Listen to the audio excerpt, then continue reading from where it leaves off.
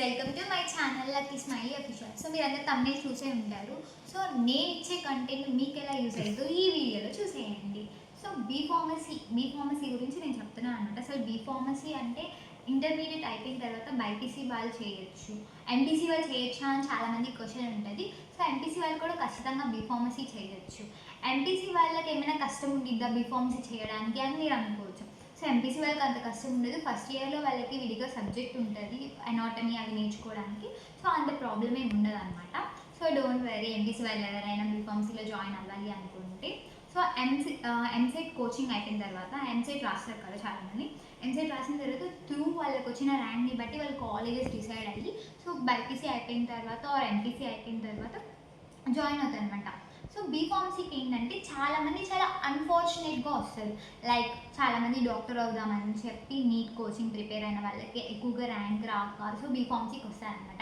So బీఫార్మసీలో ఎలా అంటే వెటనరీకి వెళ్ళే వాళ్ళు, ఏజీబీఎస్సీ చేయాలనుకున్న వాళ్ళు చాలామంది వస్తారు. సో నేను కూడా అలాగే ఏజీబీఎస్సీ చేద్దామని జాయిన్ అయ్యాను.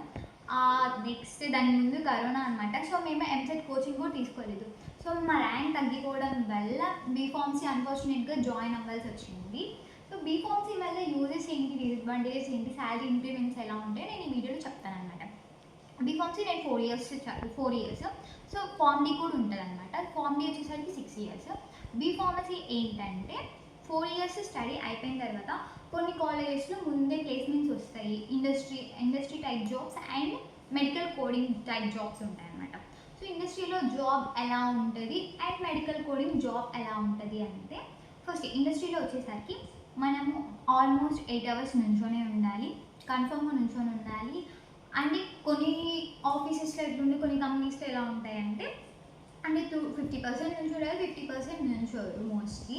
సో బీఫార్మసీ చేసిన వాళ్ళు యాక్చువల్గా నిజం చెప్పాలంటే ప్రాక్టికల్ నాలెడ్జ్ ఖచ్చితంగా ఉండాలి ఇండస్ట్రీకి వెళ్ళాలి అంటే, లేకపోతే కొంచెం కష్టం అవుతుంది.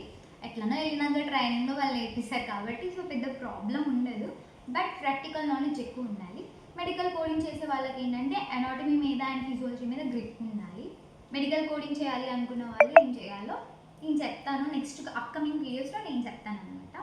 సో ఈ త్రూ మొత్తం మీద నాకు మీరు అడుకోవచ్చు, మీరు బీఫామ్ చేశారు కదా శాలరీ ఇంక్రిమెంట్స్ ఎలా ఉన్నాయంటే, ఇండస్ట్రీకి వెళ్ళే వాళ్ళకి మ్యాక్సిమం ఫస్ట్ శాలరీస్ ఎలా ఉంటాయంటే 15 to 20K లోపే ఉంటాయి, ఎక్కువగా ఉండవు. అది నిజమే మీరు వినింది. అంటే పెద్దగా ఇంక్రిమెంట్స్ ఉండవు. సాఫ్ట్వేర్ వాళ్ళకి లాగా ఫస్ట్లోనే 40K 30K అట్లా ఏం రావు. సో చిన్నగా ఇంక్రిమెంట్స్ ఉంటాయి, బట్ పర్లేదు. ఎందుకంటే బీటెక్ వాళ్ళకి అంత ఈజీగా జాబ్స్ దొరకవు, బీఫామ్ వాళ్ళకి జాబ్స్ తొందరగా దొరుకుతాయి. అండ్ వన్ మోర్ అడ్వాంటేజ్ ఏంటంటే, బెస్ట్ థింగ్ వచ్చేసరికి బీఫార్మసీ అయిపోయిన తర్వాత మనం బీసీఐకి అప్లై చేసుకుంటాము. సో మనం రిజిస్టర్ అయిన తర్వాత బీసీఐకి సో మనం మెడికల్ షాప్ పెట్టుకోవచ్చు. ఒకవేళ అది క్లిక్ అయితే మంచి ఇంక్రిమెంట్సే ఉంటాయి, శాలరీ కానీ మన ఇన్కమ్ కానీ బాగానే ఉంటుంది. బట్ మనకు అది చాలా నాలెడ్జ్ ఉండాలి అండ్ ఎక్స్పీరియన్స్ ఉండాలి. అవన్నీ ఎక్స్పీరియన్స్ చేస్తేనే మనకు అర్థమైంది. సో గర్ల్స్కి అనేది అంత ఎక్కువ టైం ఇవ్వరు ఇంట్లో అనుకుంటే, సో వాళ్ళు మెడికల్ కోడింగ్కి కానీ ఇంకా ఇండస్ట్రీ సైడ్ ఇంట్రెస్ట్ ఉన్న వాళ్ళు ఇండస్ట్రీకి వెళ్ళిపోవచ్చు అనమాట. అంతే. ఓకే, నాకు వచ్చేసరికి నేను బీఫార్మసీ 4 years చేశాను. మీకు చెప్పాను కదా ఆల్రెడీ. బీఫార్మసీ చేసిన తర్వాత మాకు ప్లేస్మెంట్లో ఒమేగా కంపెనీ అని చెప్పి మెడికల్ కోడింగ్ వాళ్ళు మాకు ఒక జాబ్ వచ్చింది. అండ్ ఇండస్ట్రీ సైడ్ నుంచి జాబ్స్ వచ్చాయి కానీ మాకు అంతగా ఏం లేవు. సో మెడికల్ కోడింగ్లో నాకు ఒమేగాలో ఒక జాబ్ వచ్చింది. నేను వెళ్ళానా లేదా, ఎందుకు వెళ్ళలేదు అనేది నెక్స్ట్ వీడియోలో వచ్చేసింది, చూడండి. అండ్ వన్ మోర్ థింగ్, మీకు మెడికల్ కోడింగ్ గురించి ఏమైనా ఇన్ఫర్మేషన్ కావాలంటే నెక్స్ట్ వీడియోలో వస్తుంది, చూడండి. Until then please do subscribe my channel Lucky Smiley official.